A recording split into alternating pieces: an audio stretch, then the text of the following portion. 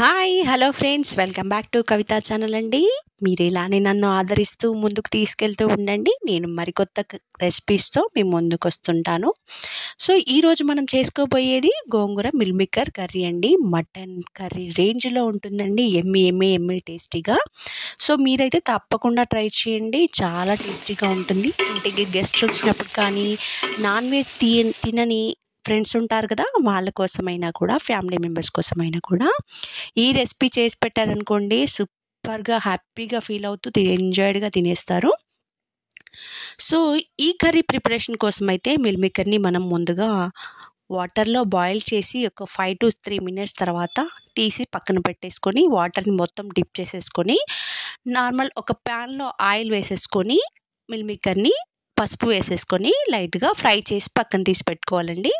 So దీని gravy కోసం అయితే టమాటా, పచ్చిమిర్చి, 2 వెల్లుల్లిపాయలు, మసాలా ఇంగ్రీడియంట్స్, బాదము ఇవన్నీ వేసేసుకొని నార్మల్గా ఫ్రై చేసుకొని మిక్స్ చేసి పక్కన పెట్టేసుకోవాలి.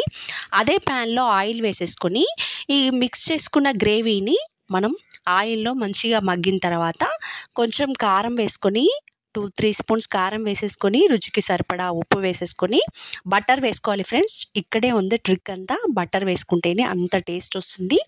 బటర్ వేసేసుకొని మిల్ మేకర్ని కూడా యాడ్ చేసేసుకొని ఆయిల్లో మగ్గిన తర్వాతే మనం గోంగూరని ఆకుల్ని వేసేసుకోవాలి. నేను తీసుకున్న 100 గ్రాముల మిల్ మేకర్కి నేనైతే ఒక కట్ట గోంగూర వేసుకున్నాను ఫ్రెండ్స్. చాలా టేస్టీగా వచ్చింది కర్రీ అయితే. మీరు కూడా తప్పకుండా ట్రై చేయండి.